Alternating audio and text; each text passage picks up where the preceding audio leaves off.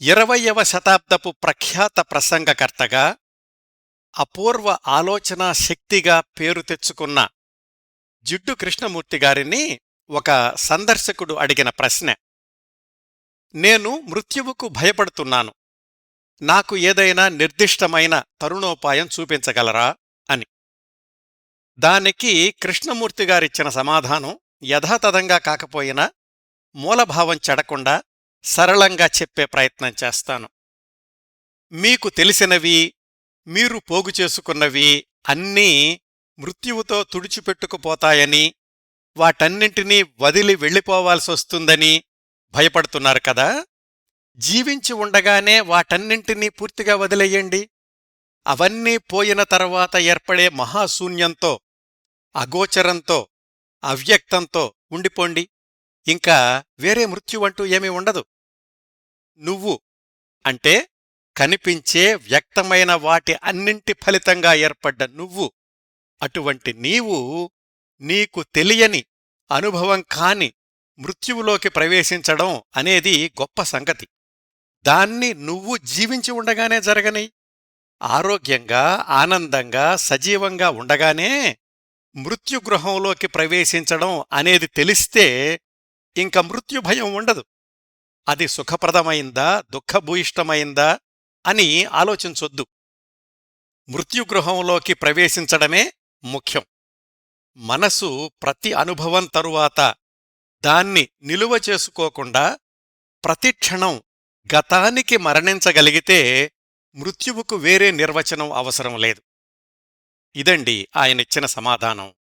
ఈ భావాన్నే కృష్ణమూర్తిగారు తరువాత తన పుస్తకాల్లో సంక్షిప్తీకరించారు. ఎలాగంటే, ప్రతిరోజూ మరణించడం ఎంత అవసరమో ప్రతి క్షణం మరణించడం కూడా అంతే అవసరం. నిన్నటి జ్ఞాపకాలకే కాదు, ఇప్పుడంటే ఇప్పుడు గడిచిపోయిన క్షణానికి కూడా మరణించాలి. మరణం లేకపోతే పునర్జన్మ లేదు, మరణం లేకపోతే సృజన లేదు. గతం అనేది పెనుభారం. నిన్నటి ఆందోళనే ఈరోజు కొత్త ఆందోళనగా మళ్లీ పుడుతుంది. వాటన్నింటినీ ఎప్పటికప్పుడు వదిలియడమే మృత్యువును కౌగలించుకోవడంతో సమానం. అది సాధించగలిగితే ఇంక మీకు మృత్యువంటే భయం ఉండదు. ఇలా కృష్ణమూర్తిగారు వెలిబుచ్చిన వందలాది, వేలాది, లక్షలాది భావాలకు, అంటే కాన్సెప్ట్స్కి మూలం ఏది, ఆధారం ఏది, ప్రాతిపదిక ఏది అంటే ఆ భావాలన్నీ కేవలం ఆయన మేధోమథనంలోనుంచి ఉద్భవించినవే.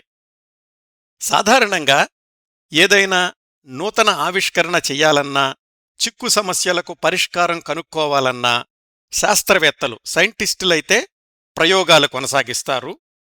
ప్రవచనకారుల్ని ధర్మ సందేహాలు అడిగితే పురాతన గ్రంథాలను ఆధారం చేసుకుని సమాధానాలిచ్చే ప్రయత్నాలు చేస్తారు. కాని అందరి సందేహాలకు సమాధానాలిచ్చే జిడ్డు కృష్ణమూర్తిగారికే సందేహం వస్తే ఏం చేస్తారు? పురాతన గ్రంథాలు పరిశీలించరు. ఇతర తత్వవేత్తలు ఏం చెప్పారా అని పరిశోధించరు. తన సందేహాలకు సమాధానాలు వెతుక్కునేందుకు ఆయన ఆచరించే మార్గం ఆలోచన, ఆలోచించడం, ఆలోచనల్ని మధించడం. దీనికి ఒక ఉదాహరణ పుప్పుల్ జయకర్ గారు రాశారు. ఒకసారి సంభాషణల్లో కృష్ణాజీనే అడిగారట, పర్యవసానం లేని చర్య ఉంటుందా అని. Action without consequence. ఏ పని చేసినా, అది చిన్నదైనా, పెద్దదైనా, మంచైనా, చెడైనా, ఏదో ఒక పర్యవసానం ఉండి తీరాలి కదా. అది లేని చర్య ఎలా ఉంటుంది? 3 రోజులు ఆలోచించారట. ప్రశ్నలోనుంచే సమాధానం రావాలనేది ఆయన విధానం కదా. 3 రోజుల తరువాత హఠాత్తుగా చెప్పారట, మనిషి నేను అనే భావం లేకుండా, రాకుండా జీవించగలిగితే పర్యవసానాలు లేని చర్యల్ని చూడొచ్చు అని. అది ఎలా సాధ్యం అని అడిగారు ఆయన అనుచరులు. ప్రతిక్షణం నేను అనే భావం మన చుట్టూ తిరుగుతూనే ఉంటుంది. దాన్ని నిర్లక్ష్యం చెయ్యకూడదు, గమనిస్తూ తిరస్కరించడమే మార్గం అని ఆయన సమాధానం. కృష్ణాజీ గారు సందేహాలకు సమాధానాలు ఇచ్చే విధానం కాని, కనుక్కునే మార్గం కాని చాలాసార్లు ఇలాగే ఉంటుంది అని ఆయన బోధనలను లోతుగా అధ్యయనం చేసిన వాళ్లు అంగీకరించే వాస్తవం. ఇంతటి విలక్షణ తత్వవేత్త జిడ్డు కృష్ణమూర్తిగారి జీవనరేఖలు 20వ భాగం ఈరోజు. గత 19 భాగాల్లో ఆయన 60 సంవత్సరాలు వయసొచ్చేదాకా, అంటే 1955 దాకా ఆయన జీవితంలో జరిగిన అనేక సంఘటనల గురించి తెలుసుకున్నాం. ముందుకి కొనసాగడానికి మనం గుర్తుంచుకోవాల్సిన క్రిందటి భాగాల్లోని అంశాలు ఏమిటంటే, దశాబ్దాలుగా సన్నిహితంగా ఉంటున్న కృష్ణమూర్తిగారు, రాజగోపాల్ రోజలిండ్ దంపతుల మధ్య అపార్థాలు.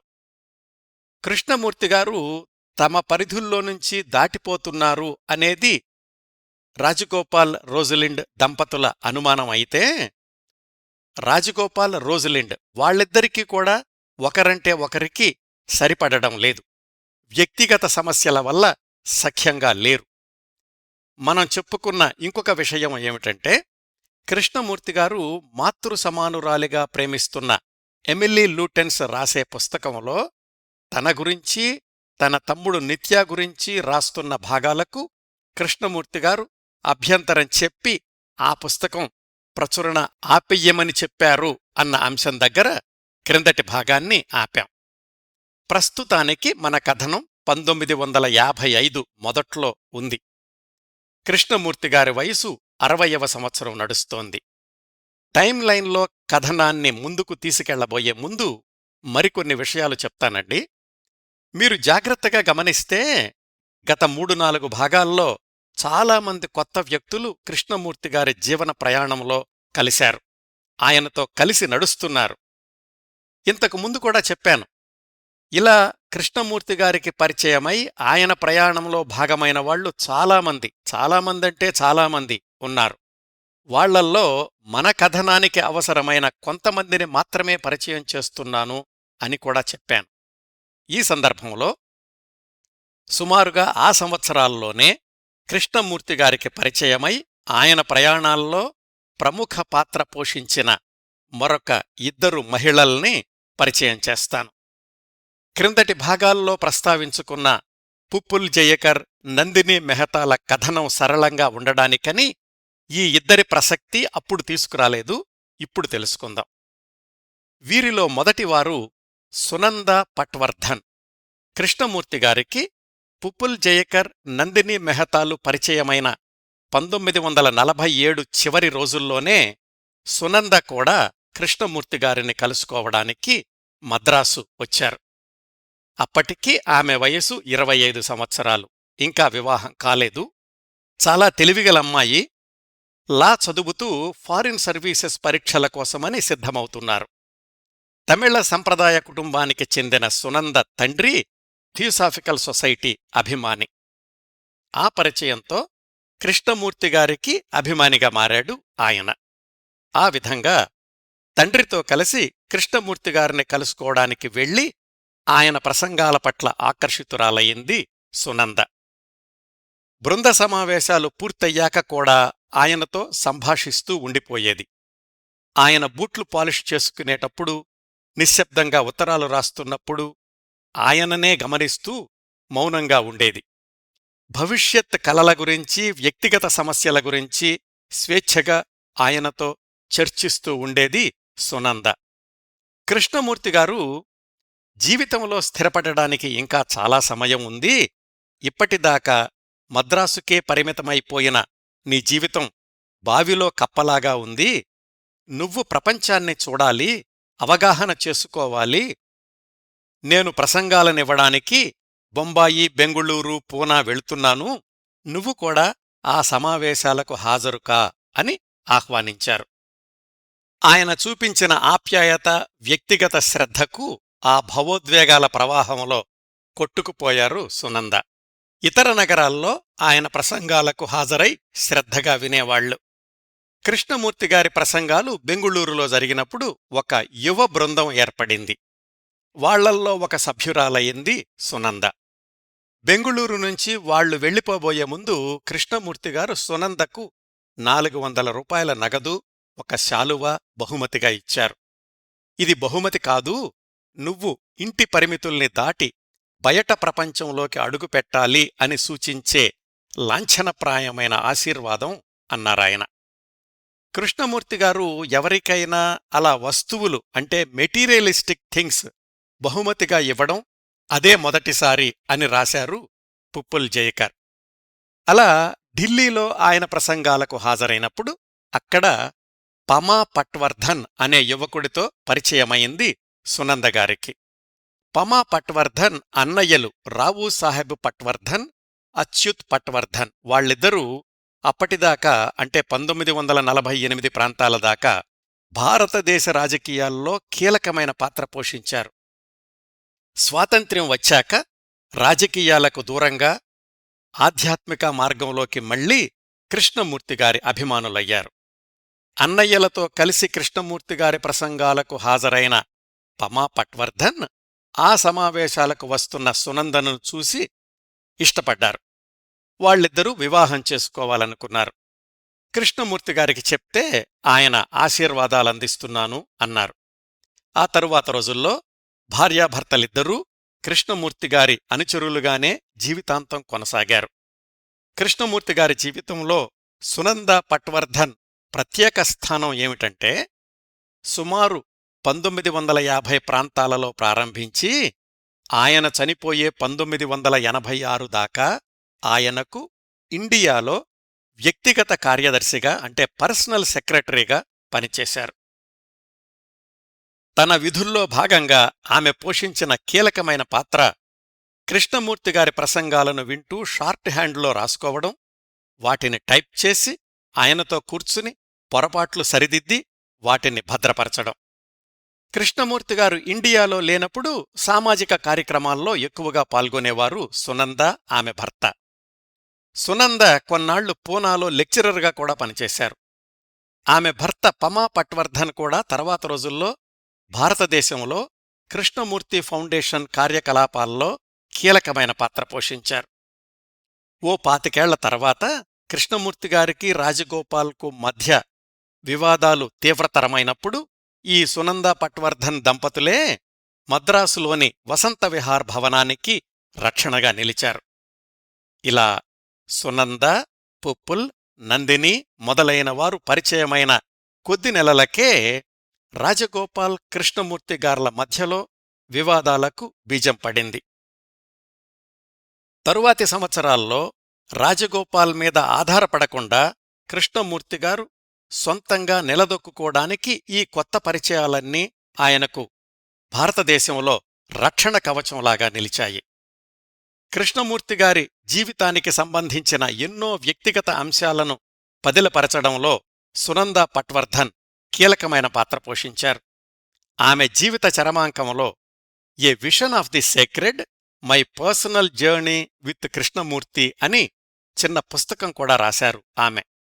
ఇట్లా 1950ల తర్వాత కృష్ణమూర్తిగారు భారతదేశంలో పర్యటించినప్పుడు సునంద పట్వర్ధన్ సెక్రటరీగా, పుప్పుల్, నందినీలు ఆయనకు వ్యక్తిగత సహాయకులుగా, క్రిందటి భాగాల్లో చెప్పిన తపస్ అనే బెంగాలీ యువతి ఆయన వార్డ్రోబ్ ఇన్ఛార్జిగా ఆయన ఏ నగరానికి వెళ్లినా తోడుండేవాళ్లు. రాజగోపాల్ పూర్తిగా తెగతెంపులు చేసుకున్నాక మాధవాచారి అనే రిటైర్డ్ ఉద్యోగి కృష్ణమూర్తిగారి పర్యటనలను భారతదేశంలో సమన్వయం చేస్తుండేవాడు. ఈ విధంగా జీవితాంతం కృష్ణమూర్తిగారు ఏ దేశంలో ఉంటే అక్కడ ఆయన చుట్టూ ఒక పటిష్టమైన వ్యవస్థ ఉండేది. అదంతా కూడా స్వచ్ఛందంగా ఏర్పడింది. మరిన్ని విశేషాలు టైమ్లైన్లో తెలుసుకుందాం. ఈ సందర్భంలో మరొక వ్యక్తిని పరిచయం చేస్తాను. ఆమె కృష్ణమూర్తిగారి యూరోప్ పర్యటనల్లో ఆయనకు అత్యంత సహాయకారిగా కొనసాగిన వాండా స్కారావెల్లి. ఒకానొక సందర్భంలో కృష్ణమూర్తిగారే స్వయంగా అన్నారు, వాండా చూపే ఔదార్యం, మద్దతు లేకపోతే యూరోప్లో పూర్తిగా దిక్కుతోచనివాడినయ్యేవాడిని అని. వాండా స్కారావెల్లిది చాలా ఆసక్తికరమైన జీవన ప్రయాణం. ఆమె నేపథ్యం ఏమిటంటే, ఇటలీలోని ఫ్లారెన్స్ నగరానికి చెందిన ఆల్బర్టో పస్సిగ్లీ కుమార్తె అంటే పెళ్లి కాకముందు వాండా పసిగ్లి. వాళ్లది తరతరాలుగా సంపన్న కుటుంబం. వాండా తండ్రి కళాపోషకుడు కూడా. ఫ్లారెన్స్కి కాని రోమ్కి కాని ఏ కళాకారుడు వచ్చినా వాళ్ల ఆతిథ్యం స్వీకరించాల్సిందే. అట్లా 1937లోనే కృష్ణమూర్తిగారు రోమ్కి వెళ్ళినప్పుడు ఆల్బర్టో కుటుంబంతో పరిచయం ఏర్పడింది. అప్పటికి వాండాకి ఇంకా వివాహం కాలేదు. మొదటి పరిచయంలోనే కృష్ణమూర్తిగారి ప్రసంగాలకు వాళ్లు అభిమానులైపోయారు. వాళ్లకి ఫ్లారెన్స్ నగరానికి దగ్గర్లోని ఫైసోల్ అనే ఊళ్ళో పెద్ద వ్యవసాయ క్షేత్రం ఉంది. అక్కడి ఫామ్ హౌస్ పేరు ఇల్ లెసియో. ద్రాక్షతోటలు, ఆలివ్ చెట్లు, అందమైన సైప్రస్ వృక్షాలతో అద్భుతమైన ప్రశాంతమైన విశాలమైన తోట అది. మొదటిసారి పరిచయమైనప్పుడే ఆ ఫామ్స్ హౌస్కి తీసుకెళ్లారు కృష్ణమూర్తిని, అప్పటికీ ఆయన వెంట ఉన్న రాజగోపాల్ని. ఆ తరువాత 1940లో వాండాకి రోమ్ యూనివర్సిటీలో ఫిలాసఫీ అధ్యాపకుడైన మార్కస్ స్కారావెల్లీతో వివాహమైంది. అప్పుడు ఆమె వాండా స్కారావెల్లి అయ్యిందన్నమాట. రెండో ప్రపంచయుద్ధ వాతావరణం వల్ల 9ఏళ్లపాటు కృష్ణమూర్తిగారు అమెరికాకే పరిమితమైపోయారు కదా. మళ్లీ ఆయన పర్యటనలు ప్రారంభించాక, అంటే 1947-48 నుంచి ఎప్పుడు యూరోప్ వెళ్లినా తప్పనిసరిగా ఇటలీ వెళ్లడం, వాండా గృహంలో ఆతిథ్యం స్వీకరించడం, వాళ్ల ఫామ్ హౌస్లో విశ్రాంతి తీసుకోవడం ఒక సంప్రదాయంలాగా మారిపోయింది. అదే జీవితాంతం కొనసాగింది కూడా. చాలాసార్లు ఆ ఫామ్ హౌస్లోనే ప్రత్యేక ఆహ్వానితుల కోసమని వాండా కృష్ణమూర్తిగారి ప్రసంగాలు ఏర్పాటు చేసేది. ఇది మన కథనం నడుస్తున్న 1955కి కృష్ణమూర్తిగారికి యూరోప్లో ఇటలీలో దొరికిన అత్యంత సంపన్న కుటుంబాల ఆతిథ్యం. తరువాతి సంవత్సరాల్లో కూడా కృష్ణమూర్తిగారి పర్యటనలకు ఆర్థిక సహాయం చేసింది. స్విట్జర్లాండ్లో కృష్ణమూర్తిగారి కోసం విశాలమైన ఇల్లు కూడా ఏర్పాటు చేసింది వాండా స్కారావెల్లి. ఇంకా వివరాలు టైంలైన్లో వస్తాయి. ఈ విధంగా యూరోప్లో కూడా కృష్ణమూర్తిగారికి ఒక రక్షణ వ్యవస్థ ఏర్పడ్డం మొదలయ్యింది. ఈ వాండా స్కారావెల్లి గురించి ఇంకొక ఆసక్తికరమైన సమాచారం ఏమిటంటేనండి, ఇటలీలో యోగాభ్యాసాన్ని మొదటిసారి నేర్చుకున్నది, ప్రచారం చేసింది వాండానే. దానిక్కూడా కృష్ణమూర్తిగారే కారణం. వాండా వాళ్ల ఇల్లు కళాకారులకు ఎప్పుడూ స్వాగతం పలికేది అని తెలుసుకున్నాం కదా. వాళ్లల్లో ఇంకొక ఆయన 20వ శతాబ్దపు ప్రపంచ ప్రసిద్ధ వయోలిన్ కళాకారుడు యెహూదీ మెనూహిం. ఆయనకు భారతీయ యోగా గురించి తెలుసు. కృష్ణమూర్తిగారు ఎలానూ ధ్యానంలో నిష్ణాతులు. వాళ్ల సలహా మీద వాండా యోగా నేర్చుకోవడానికి నిశ్చయించుకుంది తన 50 సంవత్సరాల వయసులో, అంటే సుమారుగా 1958-59 ప్రాంతాల్లో. ఆ రోజుల్లో భారతదేశంలో ప్రఖ్యాత యోగా గురువు తిరుమలై కృష్ణమాచార్య. కృష్ణమూర్తిగారి అభిమానుల ద్వారా ఆయనను సంప్రదించింది వాండా, స్విట్జర్లాండ్ వచ్చి తనకు యోగా నేర్పమని. అప్పటికీ ఆ కృష్ణమాచార్యగారు ప్రయాణం చేసే స్థితిలో లేకపోవడం వల్ల వాళ్ళబ్బాయి టీకేవి దేశికాచార్, మరొక శిష్యుడు బీకేఎస్ అయ్యంగార్లను స్విట్జర్లాండ్ పంపించాడు. వాళ్ల శిక్షణలో వాండా యోగా నేర్చుకుంది కొన్ని నెలలపాటు. 50 ఏళ్ల వయసులో ప్రారంభించినప్పటికీ అత్యంత కష్టమైన ఆసనాల్ని కూడా అతి సునాయాసంగా నేర్చుకుని కొనసాగించింది వాండా. ఇండియా నుంచి వచ్చిన ఆ గురువులు వెళ్లిపోయాక కూడా తనంతట తానుగా యోగాభ్యాసంలో కఠినమైన దశలను కూడా అధిగమించి తన సొంత పంథాలో యోగా శిక్షణ కూడా కొనసాగించింది. నాన్ లీనియర్ యోగాలో వాండాది ఒక ప్రత్యేకమైన శైలి. 91 సంవత్సరాలు జీవించిన వాండా రాసిన అవేకెనింగ్ ఆఫ్ స్పైన్ అనే పుస్తకం ఇప్పటిక్కూడా యోగాభ్యాసం చేసేవాళ్లకి ప్రామాణికమైన పుస్తకం. ఇది కృష్ణమూర్తిగారికి యూరోప్లో పెద్ద అండగా నిలిచిన వాండా స్కారావెల్లిలోని ఇంకొక కోణం. కృష్ణమూర్తిగారు తన పేపర్స్లో కూడా వాండా యోగాభ్యాసం గురించిన ప్రసక్తి ఉంది. మీరు ఇంటర్నెట్లో వాండా స్కారావెల్లి అని సెర్చ్ చేస్తే కృష్ణమూర్తిగారితో ఆమె పరిచయం కంటే కూడా ఆమె అభ్యసించిన శిక్షణనిచ్చిన యోగా గురించే ఎక్కువ సమాచారం వస్తుంది. అదండి కృష్ణమూర్తిగారి జీవితపు మలి దశాబ్దాల్లో కీలకమైన పాత్ర పోషించిన మరొక మహిళ వాండా స్కారావెల్లి గురించిన తొలి పరిచయం. ఈ వాండా ఇంతకు ముందే చెప్పిన సునందా పట్వర్ధన్ పేర్లు కూడా రాబోయే కథనంలో తరచూ ప్రస్తావనకొస్తాయి, గుర్తుపెట్టుకోండి.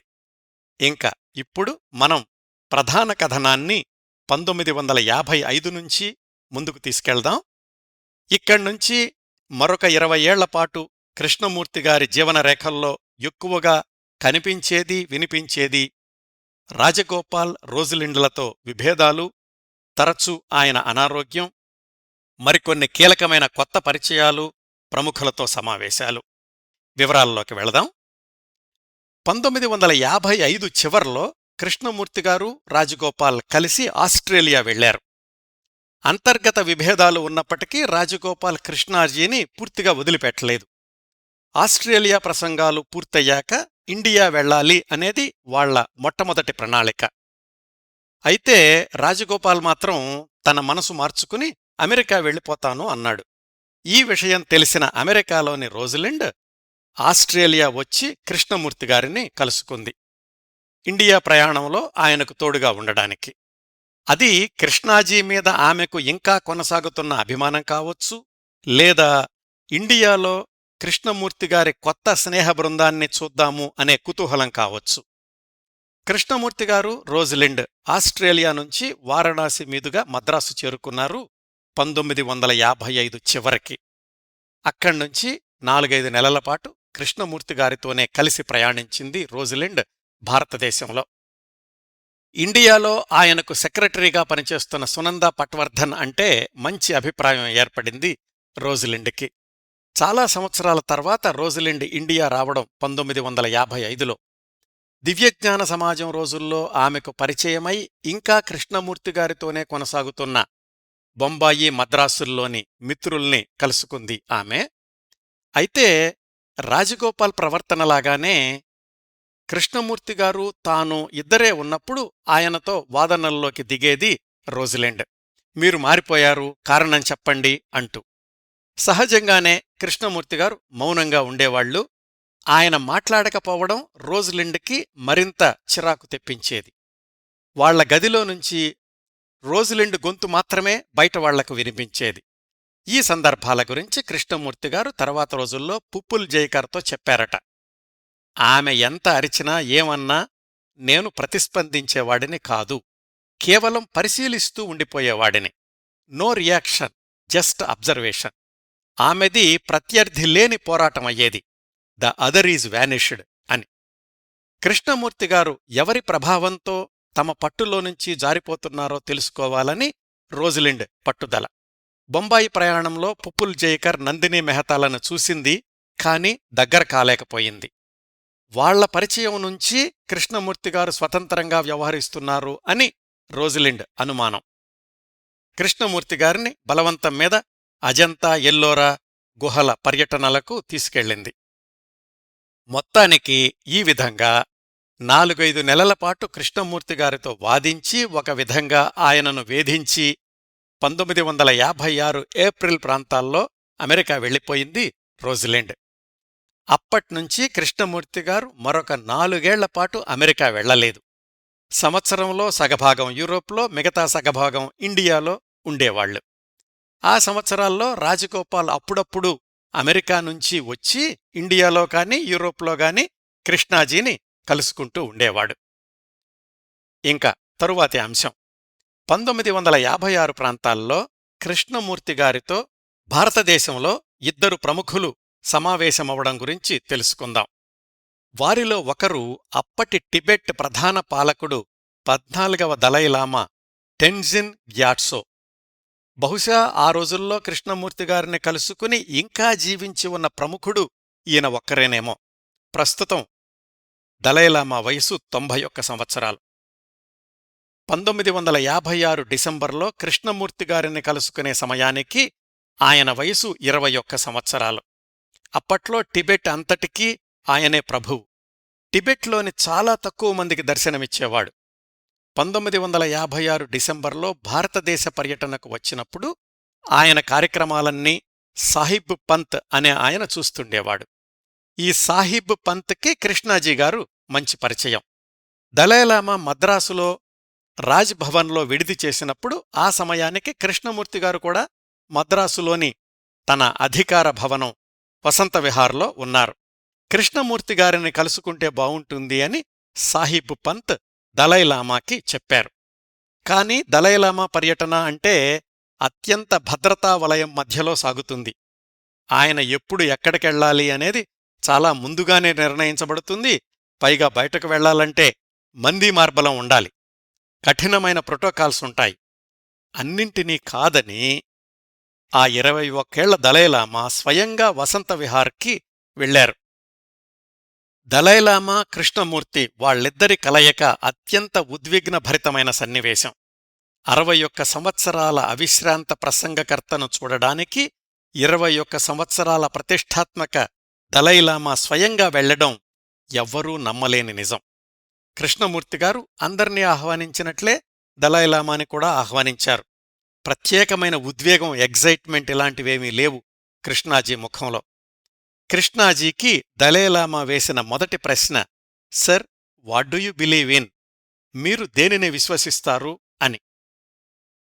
ఆ ప్రశ్నకు సమాధానం దగ్గర్నుంచి వాళ్ళిద్దరి మధ్య ఏకవాక్య సంభాషణలే కొనసాగాయట. సమావేశం ముగిశాక రాజభవన్కి వెళ్లేటప్పుడు దలైలామా అన్న మాటలు గొప్ప ఆత్మ, గొప్ప అనుభవం అని.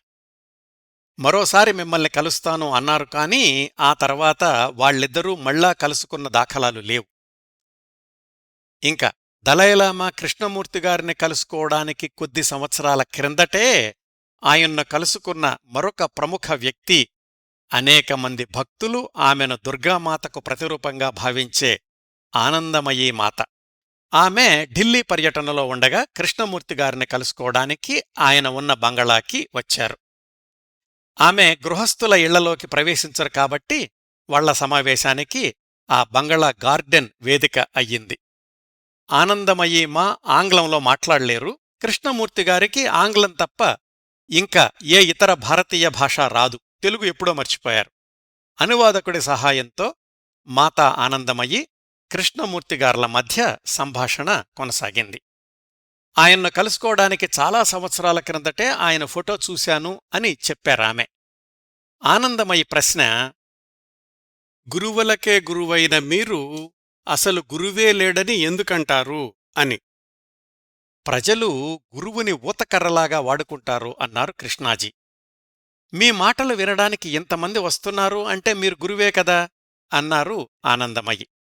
సమాధానం చెప్పకుండా ఆమె చేతిని ఆప్యాయంగా తన చేతుల్లోకి తీసుకున్నారు, అంతే. సరిగ్గా అదే సమయంలో అక్కడికొచ్చిన సందర్శకులు ఆనందమయి కాళ్లకు మొక్కడం మొదలుపెట్టారు. ఆమె వాళ్ల నమస్కారాలను స్వీకరించారు. కాని కృష్ణాజీకి అది ఇబ్బందిగా అనిపించింది. ఎవరైనా తన కాళ్లమీద పడడాన్ని ఆయన ఒప్పుకునేవాళ్లు కాదు. ఎవరైనా బలవంతంగా తన కాళ్లకు నమస్కరిస్తే వాళ్ల కాళ్లకు ఆయన ప్రతినమస్కారం చేసేవాళ్లు. ఆమె వెళ్ళిపోయాక కృష్ణాజీ ఆమె గురించి ఎంతో ఆత్మీయంగా, అభిమానంతో మాట్లాడారు. వాళ్ళిద్దరి మధ్య జరిగిన సంభాషణలు తక్కువే కాని మౌనంగానే లోతైన భావప్రసారం జరిగింది అన్నారాయన. ఇంకా 1956లోనే కృష్ణమూర్తిగారిని కలుసుకోవడానికొచ్చిన మరొక మహిళ గురించిన ఆసక్తికరమైన సమాచారాన్ని తెలుసుకుందాం. ఆమె పేరు విమలా ఠక్కర్. విద్యాధికురాలు, చిన్నప్పట్నుంచి మతగ్రంథాలన్నీ చదివింది. తరువాత సామాజిక సేవా కార్యక్రమాల్లో ప్రవేశించి వినోబా భావే శిష్యురాలిగా ఆయనతో కలిసి భూదాన ఉద్యమాల్లో పాల్గొంది. కృష్ణాజీని కలుసుకోవడానికి వచ్చేసరికి ఈ విమలా ఠక్కర్ వయస్సు 30 సంవత్సరాలు ఉండొచ్చు. అవివాహితురాలు. తాను ఏదో సాధించడానికే ఉన్నాను అని ఆమె ఆత్మవిశ్వాసం. ఆమెతో కాసేపు మాట్లాడాక కృష్ణాజీకి అర్థమైంది ఆమెకు సెల్ఫ్ ఇమేజ్ ఎక్కువగా ఉంది అని. సత్యశోధనకు శంకరాచార్య, శ్రీకృష్ణుడు, గాంధీజీ, కృష్ణమూర్తి ఇలాంటి వాళ్లమీద ఆధారపడొద్దు అన్నారు కృష్ణమూర్తి. విమలా ఠక్కర్ ఎదురు తిరిగి ప్రశ్నించింది, కృష్ణమూర్తిగారు సమాధానం చెప్పారు కాని ఆమె అడిగిన ప్రశ్నకు ఆయన ఇచ్చిన సమాధానానికి పొంతనలేదు అని ఆమెకు అర్థమయ్యింది. ఎదుటివాళ్ల ఆలోచనల్ని సవాల్ చేయడానికి కృష్ణాజీ అలా మాట్లాడేవాళ్లు. సంభాషణల మధ్యలో విమలా టక్కర్ తనకున్న ఒక అనారోగ్య సమస్యను కృష్ణాజీ దగ్గర ప్రస్తావించింది. ఆమెకు ఒక చెవిలో విపరీతమైన నొప్పిగా ఉంటోంది అప్పటికి. ఆమె చేస్తున్న యోగాభ్యాసం వల్ల అది వచ్చిందేమో అని ఆమె అనుమానం. అదేం కాదు, ముందుగా డాక్టర్కి చూపించుకో అని సలహా ఇచ్చారాయన. నిజంగానే డాక్టర్లు ఆపరేషన్ చేసి ఆమె చెవి నొప్పిని తగ్గించారు కానీ ఆ చెవి వినపడ్డం పూర్తిగా ఆగిపోయింది. అంటే ఆమె సగం బధిరురాలయ్యింది. మళ్లీ కృష్ణాజీని కలుసుకున్నప్పుడు ఈ తేడా గురించి చెప్పింది. అప్పుడాయన అన్నారట, నాకు హీలింగ్ పవర్ ఉంది అని కొందరంటారు, దీన్ని గురించి ఎక్కువగా ఎవరి దగ్గర మాట్లాడను, నాకిష్టముండదు, మీరు సరే అంటే ప్రయత్నిస్తాను అని. విమలకు అలాంటి వాటిమీద నమ్మకం లేదు. కాని చుట్టుపక్కల వాళ్లు కృష్ణమూర్తిగారి శక్తిని తక్కువగా అంచనా వెయ్యొద్దు అన్నారు. సర్లే, ఒకసారి ప్రయత్నిస్తే తప్పేముంది అనుకుంది విమల. కృష్ణమూర్తిగారు తన హీలింగ్ పవర్ని ప్రదర్శించడం ఎలా ఉండేదో పుప్పుల్ జైకర్ వివరంగా రాశారు. ఒక చెవి వినిపించని విమలను కుర్చీలో కూర్చోబెట్టేవాళ్లట. ఆయన వెనకాల నిల్చుని ఆమె తలమీద తన చేత్తో నిమిరి ఆ తర్వాత చేతుల్లోనుంచి ఏదో విసిరేసినట్లుగా చేసేవాళ్లు. అట్లా కాసేపు తన చేతులతో ఆమె శరీరంలోని వ్యాధిని తీసేసినట్లు చేశాక ఆయన చేతులు శుభ్రం చేసుకునేవాళ్లు. ఈ విధానం 5-6 రోజులు జరిగేది. మొత్తానికి ఈ ప్రయోగం తర్వాత విమల చెవి స్వల్పంగా వినిపించడం మొదలుపెట్టింది. అయితే మరికొన్నాళ్ల తర్వాత తనలో ఏవో మానసికమైన మార్పులు సంభవిస్తున్నాయి అని గమనించి మళ్లీ కృష్ణమూర్తిగారిని కలుసుకుంది విమలా టక్కర్. మీరు చేసిన హీలింగ్ ప్రాసెస్ వల్ల నాలో మానసిక గందరగోళం మొదలయింది, దీన్ని మీరే తగ్గించాలి అని. అమ్మా, నేను చేసిన హీలింగుకి నీకొచ్చిన మానసిక సమస్యలకు సంబంధం లేదు, ముందు నిన్ను నువ్వు విశ్వసించడం నేర్చుకో అన్నారు. కాని ఆమె వినలేదు. కృష్ణమూర్తిగారు నేనింకేం చెయ్యలేను అనేసరికి ఇంకా ఆయన్ను కలుసుకోవడం మానేసింది విమలా టక్కర్. సహజంగానే ఈ ఉదంతాన్ని తన కోణంలో అందరికీ చెప్తూ ఉండేది. ఇదండి ఈ విమలా టక్కర్ ఎపిసోడు. 1956లో మొదలయింది కానీ తర్వాత 3-4 ఏళ్లపాటు కొనసాగింది. ఇంకా తరువాతి అంశానికి వెళదాం. 1955-59 మధ్య ఆ 5 ఏళ్లలో కృష్ణమూర్తిగారి జీవితంలో జరిగిన ముఖ్యమైన సంఘటనల సమాహారం రాజగోపాల్తో వివాదాల్లో కొత్త పరిణామాలు. అవి ఎలా జరిగాయంటే, ఆ 5 ఏళ్లు కృష్ణమూర్తిగారు అమెరికా వెళ్లలేదని, రాజగోపాల్ కృష్ణమూర్తిగారిని యూరోప్లోనూ ఇండియాలోనూ కలుస్తుండేవాళ్లని చెప్పాను కదా.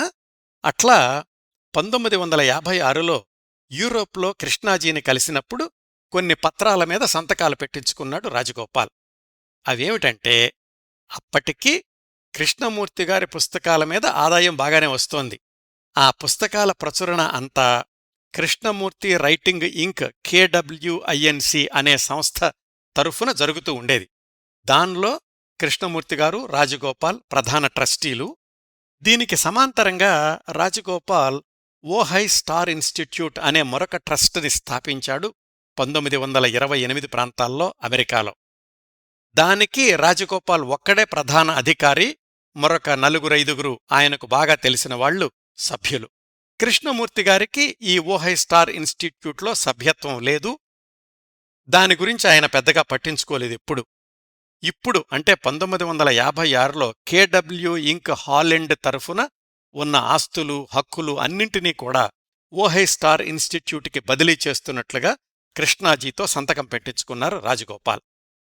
సహజంగా వీటి అంతర్గత విషయాలు ఎక్కువగా కృష్ణమూర్తిగారు పట్టించుకునేవాళ్లు కాదు. అడిగినప్పటికీ రాజగోపాల్ స్పష్టంగా సమాధానాలు చెప్పేవాడు కాదు. దాన్ని అక్కడే వదిలేసేవారు కృష్ణాజీ. మొత్తానికి KWINC అప్పటికి కొనసాగింది కానీ దానికి సంబంధించిన ఆస్తులు మాత్రం రాజగోపాల్ అధీనంలోని ఓహై స్టార్ ఇన్స్టిట్యూట్కి వెళ్ళిపోయాయి. దీని ప్రభావం వెంటనే తెలియలేదు. ఎందుకంటే కృష్ణమూర్తిగారు ఎప్పుడు కావాలంటే అప్పుడు, ఎక్కడుంటే అక్కడ రాజగోపాల్ డబ్బులు పంపిస్తూ ఉండేవాడు. అందుకని తాను సంతకం చేసిన పత్ర ప్రభావం కృష్ణాజీకి అప్పటికి అంటే 1956కి తెలీలేదు. ఉపరితలానికి అంతా సజావుగానే ఉన్నట్లుంది. 1957 సంవత్సరం అంతటికీ రాజగోపాల్ కృష్ణమూర్తిగారి ప్రసంగాల జాబితాని సిద్ధంచేసి ప్రపంచవ్యాప్తంగా పంపించాడు. దాని ప్రకారం కృష్ణమూర్తిగారు ప్రయాణించాలి, ప్రసంగించాలి. అయితే 1957 మార్చికి కృష్ణమూర్తిగారు రోమ్లోని వాండా స్కారావెల్లి వాళ్ల ఫామ్ హౌస్లో ఒక ప్రసంగం ఇచ్చాక హఠాత్తుగా అనారోగ్యానికి గురయ్యారు. అంతకు క్రిందటి సంవత్సరం ఇండియాలో చేసిన ప్రయాణాల ప్రభావం ఇప్పుడు చూపిస్తోంది. అలాంటి పరిస్థితుల్లో ఇంక ప్రయాణాలు ప్రసంగాలు కష్టమనిపించి 1 సంవత్సరం పాటు అన్ని కార్యక్రమాలు రద్దు చేస్తున్నాను అని ప్రకటించారు కృష్ణాజీ. మీరు చివరి నిమిషంలో ఇలా చేస్తే ఎట్లాగా, అందరికీ నేను సమాధానం చెప్పుకోవాలి అని రాజగోపాల్ కృష్ణాజీ మీద విరుచుకుపడ్డాడు. ఎప్పటిలానే కృష్ణాజీ మౌనంగా ఉండిపోయారు. కృష్ణమూర్తిగారు రోమ్లో ఉండగానే 1957 మేలో వాండా స్కారావెల్లి భర్త చనిపోయాడు. అప్పటికీ ఆమె వయసు 50 సంవత్సరాలు, మళ్లీ వివాహం చేసుకోలేదు. ఎలాగూ ప్రసంగాలన్నీ రద్దయ్యాయి అని విశ్రాంతి తీసుకోవడానికి స్విట్జర్లాండ్ వెళ్లారు ఒక అభిమాని ఆహ్వానం మీద. రాజగోపాల్ కూడా కృష్ణమూర్తిగారితో కలిసి స్విట్జర్లాండ్ వెళ్లాడు. 1 నెల రోజుల పాటు జిస్టాడ్ అనే ఊళ్ళో ఆ అభిమాని ఇంట్లో ఆతిథ్యం స్వీకరించాక 1957 జూన్లో కృష్ణమూర్తి, రాజగోపాల్ ఇద్దరూ కలిసి స్విట్జర్లాండ్లోనే విల్లార్స్ అనే పర్వత ప్రాంతానికి వెళ్లారు. విశ్రాంతి కోసమనే, వేరే ప్రత్యేకమైన పనంటూ ఏమీ లేదు. ఆ ప్రాంతం కృష్ణమూర్తిగారికి చిరపరిచితమే. లోగడ చాలాసార్లు ఆ విల్లార్స్లో విశ్రాంతి తీసుకున్నారు కృష్ణమూర్తిగారు. అక్కడ హోటల్లో ఉండగానే రాజగోపాల్ కృష్ణాజీతో మరొకసారి గొడవపడ్డాడు. కృష్ణమూర్తిగారిలోని అస్పష్టత రాజగోపాల్కి విసుగు, కోపం తెప్పించడమే కాకుండా దాన్ని అలుసుగా తీసుకుని దాదాపు కృష్ణమూర్తిగారిని బెదిరించే స్థాయికి వెళ్లాడు రాజగోపాల్. నేనింక మీకు ట్రావెల్ ఏజెంట్లాగా ఉండలేను, నేను వెళ్ళిపోతున్నాను, 1 నెల రోజుల దాకా హోటల్ బిల్లు కట్టేసి వెళ్తున్నాను, ఆ తర్వాత మీరేం చేస్తారో మీ ఇష్టం అని కృష్ణమూర్తిగారిని ఒంటరిగా వదిలేసి అమెరికా వెళ్ళిపోయాడు రాజగోపాల్. ఇప్పుడు రాజగోపాల్తోనూ అంతకుముందు రోజులిండితోనూ తలెత్తిన మనస్పర్ధల వల్ల కృష్ణమూర్తిగారు అమెరికా వెళ్లడాన్ని పదే పదే వాయిదా వేసుకున్నారు. కృష్ణమూర్తిగారు స్విట్జర్లాండ్ హోటల్లో ఒక్కళ్లే ఉన్నారు అన్న విషయం ఆయన సన్నిహితులు ఎవరికీ తెలీలేదు, ఆయన చెప్పలేదు కూడా. ప్రపంచవ్యాప్తంగా కృష్ణమూర్తిగారిని కలుసుకోవడానికి దలైలామాలాంటి స్థాయి వ్యక్తులు కూడా ఎదురుచూస్తున్న పరిస్థితుల్లో ఇప్పుడు కృష్ణమూర్తిగారు స్విట్జర్లాండ్లో ఎవరికీ తెలియకుండా, ఆయన ఎవ్వరికీ చెప్పకుండా ఒక హోటల్ గదికి పరిమితమైపోయారు. లండన్లో ఆయన ఆర్థిక వ్యవహారాలు చూసే డోరిస్ ప్రాట్ అనే ఆమెకు మాత్రం ఉత్తరం రాశారు చాలా రోజుల తర్వాత. అయితే ఎవరికీ చెప్పొద్దు అన్నారు. కృష్ణమూర్తిగారిని అలా వదిలేయడం ఇష్టం లేక స్విట్జర్లాండ్లో ఉన్న మరొక కృష్ణమూర్తిగారి అభిమానికి కబురు పంపించింది డోరిస్ ప్రాట్. ఆ అభిమాని వచ్చి ఒంటరిగా, నిశ్శబ్దంగా, ఏకాంతంలో ఉన్న కృష్ణమూర్తిగారిని తమ ఇంటికి తీసుకెళ్లారు. దేనికీ చెలించని కృష్ణాజీ ఈ అనుభవానికి కూడా ఏమాత్రం స్పందించలేదు. ఆ అభిమాని ఇంట్లోనే 1957 నవంబర్ దాకా ఉన్నారు. మళ్ళా ఏమనుకున్నాడో ఏమో కాని రాజగోపాల్ 1957 నవంబర్లో స్విట్జర్లాండ్ వచ్చాడు. ప్రతి సంవత్సరం శీతాకాలం ఇండియా వెళతారు కదా, ఈసారి కూడా రాజగోపాల్, కృష్ణమూర్తి ఇద్దరూ కలిసి 1957 డిసెంబర్కి మద్రాసు చేరుకున్నారు. బహుశా రాజగోపాల్, కృష్ణమూర్తిగారులు కలిసి చేసిన చిట్టచివరి ప్రయాణం ఇదే. ఈసారి 1959 మధ్యదాకా మద్రాసులోనే ఉండిపోయారు కృష్ణాజీ. చిన్నప్పుడెప్పుడో 1912లో మద్రాసు వదిలేశాక ఇంత సుదీర్ఘకాలం ఆయన మద్రాసుకి పరిమితమవ్వడం ఇదే మొదటిసారి. 1957 గలిచి 1958 వచ్చింది. ఆ సంవత్సరం కూడా చివరిదాకా ఆయన ప్రసంగాలేమీ లేవు, మద్రాసులోనే విశ్రాంతి తీసుకున్నారు. 1958 చివర్లో తన పాత, ప్రస్తుత, రాబోయే పుస్తకాలన్నింటి మీద పూర్తి హక్కులు రాజగోపాల్కి ఇచ్చేస్తూ ఒక నోటరీ పత్రం రాసి అమెరికా పంపించారు కృష్ణాజీ. ఈ పరిణామమే అందరికీ ఆశ్చర్యం కలిగించింది. అప్పటికే 4 ఏళ్లుగా రాజగోపాల్తో సఖ్యత లేదు అని తెలిసి కూడా కృష్ణమూర్తిగారు ఎందుకలా తనంతట తాను హక్కులన్నింటినీ రాజగోపాల్కి ఇచ్చేశారో మిస్టరీగా ఉండిపోయింది. బహుశా లౌకిక బంధాల నుంచి పూర్తిగా తప్పుకోవాలనుకున్నారేమో తెలీదు మరి. సుమారుగా ఆ రోజుల్లోనే కేడబ్ల్యూ ఇంక్ సంస్థ ట్రస్టీ పదవి నుంచి కూడా రాజీనామా చేశారు కృష్ణమూర్తిగారు. ఇంకా రాజగోపాల్కి కేడబ్ల్యూ ఇంక్ మీద పూర్తి అధికారం లభించింది. ఇది కూడా మిస్టరీనే. తెలిసి చేశారో నిరాశా నిస్పృహల్లో చేశారో గాని కృష్ణమూర్తిగారు చేసిన ఈ సర్వ హక్కుల బదిలీ ఆ తరువాత జీవితాంతం న్యాయ వివాదాల్లోకి లాగింది ఆయన్నో ఆయన పరివారాన్ని కూడా. 1957 మొదట్లో ప్రసంగాలు ఆపేశారు అని చెప్పుకున్నాం కదా, ఆ ప్రసంగాల్ని మళ్ళా 1958 చివరినుంచి ప్రారంభించారు. 1958 గడిచి 1959 వచ్చింది. ఆ సంవత్సరం ఏప్రిల్ నుంచి జులై వరకు శ్రీనగర్ వెళ్లారు కేవలం పర్యటన కోసమని. ఆయనతో పాటు పుప్పుల్ జైకర్ కూడా వెళ్లారు. ఆ పర్యటనలో ఆయన కాశ్మీర్లో ఉండగానే వినోబా భావే ప్రత్యేకంగా వచ్చి కృష్ణమూర్తిగారిని కలుసుకున్నారు. అక్కడుండగానే కృష్ణాజీ తీవ్రమైన అస్వస్థతకు గురయ్యారు. అత్యవసరంగా ఢిల్లీకి తరలించారు. కిడ్నీ ఇన్ఫెక్షన్ అన్నారు డాక్టర్లు. జీవితంలో మొట్టమొదటిసారిగా యాంటీబయాటిక్స్ తీసుకున్నారు. అప్పటికీ ఇన్ఫెక్షన్ తగ్గినట్లు అనిపించినా మళ్లీ తిరగబెట్టింది. ఇంతకుముందు అలవాటులేని మందుల ప్రభావం వల్ల మరికొన్ని సమస్యలు తలెత్తాయి. కాళ్లు చచ్చుబడిపోయినట్లయింది కొన్ని రోజులు. వాటన్నింటికీ చికిత్సలు పూర్తయ్యాక 1959 చివర్లో రిషి వ్యాలీ తన స్కూలుకు వెళ్లి విశ్రాంతి తీసుకున్నాక కాస్త కోలుకున్నాను అనుకున్నారు. ఈయన అస్వస్థత గురించి తెలుసుకున్న అమెరికాలోని రోజ్లిండ్ ఉత్తరం రాసింది ఓహై వ్యాలీకి వచ్చెయ్యమని. ఆమె అలా అడగడానికి ఒక కారణం అనారోగ్యంతో ఉన్న కృష్ణమూర్తిగారికి తాను సహాయం చేద్దామని, ఇంకొక కారణం అక్కడ తను డైరెక్టర్గా ఉన్న హ్యాపీ వ్యాలీ స్కూల్లో పనిచేసే ఒక టీచరు రాజగోపాల్తో ప్రేమలో ఉన్నాను అని రోజ్లిండ్కి డైరెక్ట్గా చెప్పింది. అప్పటికే రాజగోపాల్ రోజ్లిండ్ వాళ్ళిద్దరి మధ్య 5 ఏళ్లుగా కొనసాగుతున్న విభేదాలు ఈ పరిణామంతోటి తారాస్థాయికి చేరుకున్నాయి. ఇంకా రాజగోపాల్ పరిస్థితి ఎలా ఉందంటే, అటు కృష్ణమూర్తిగారితో గొడవలు, ఇటు భార్యతో విభేదాలు, కొత్తగా పరిచయమైన టీచర్తో ప్రేమ ప్రహసనం, వీటన్నింటి మధ్య రాజగోపాల్ తీవ్రమైన ఒత్తిడికి కుంగుబాటుకు లోనయ్యాడు. ఇదంతా రోజ్లిండ్ రాజగోపాల్ ఓహైలో ఉండగానే కృష్ణమూర్తిగారిని రోజ్లిండ్ వెనక్కు రమ్మని అడగడానికి ఈ రాజగోపాల్ వ్యవహారం కూడా ఒక కారణమట. వాళ్ళిద్దరి వ్యవహారాల్లో తలదూర్చడం కృష్ణాజీకి ఇష్టం లేదు. అదే విషయం రోజ్లిండ్కి ఉత్తరం ద్వారా తెలియచేశారు కృష్ణాజీ. 1959 గడిచి 1960 వచ్చింది. కృష్ణమూర్తిగారి వయసు 65వ సంవత్సరం నడుస్తోంది. అప్పటికీ ఆయన అమెరికా వదిలి దాదాపు 5 ఏళ్లయ్యింది. 1960 మొదట్లో యూరోప్ వెళ్లి వాండా స్కారావెల్లి వ్యవసాయ క్షేత్రంలో బస చేశారు. పూర్తి ఆరోగ్యం కోసమని అక్కడికెళ్లారు కానీ మళ్లీ కిడ్నీ ఇన్ఫెక్షన్ తిరగబెట్టడంతో స్విట్జర్లాండు, లండన్లలో వైద్యం చేయించుకోక తప్పలేదు. ఇంత గందరగోళం తర్వాత పూర్తిగా కోలుకోకుండానే ఇంకా నీరసంగా ఉండగానే 1960 మేలో అమెరికాకి వెళ్లారు విమానంలో. సరాసరి తన ఊరు ఓహైకి కాకుండా మధ్యలో న్యూయార్కులో ఒక మిత్రుడి ఇంట్లో బస చేశారు.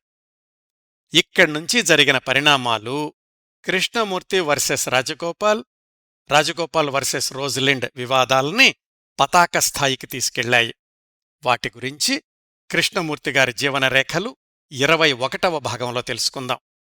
1955, 56, 57, 58, 59 ఈ 5 ఏళ్లల్లో కృష్ణమూర్తిగారి జీవితంలో జరిగిన కొన్ని సంఘటనలతో కొనసాగిన ఈనాటి ఈ 20వ భాగాన్ని ఇంతటితో ముగిస్తానండి. ఈ కార్యక్రమాలను ఆదరించి అభిమానిస్తున్న శ్రోతలందరకు హృదయపూర్వకంగా ధన్యవాదాలు తెలియచేస్తున్నాను. మళ్లీ వారం ఇదే కార్యక్రమ పరంపర 21వ భాగంతో కలుసుకుందాం. అంతవరకు నవ్వుతూ ఉండండి. మీ నవ్వులు 10 మందికి పంచండి. ప్రస్తుతానికి మీ వద్ద సెలవు తీసుకుంటోంది సదా మీ ఆదరాభిమానాలను కోరుకునే మీ కిరణ్ ప్రభ.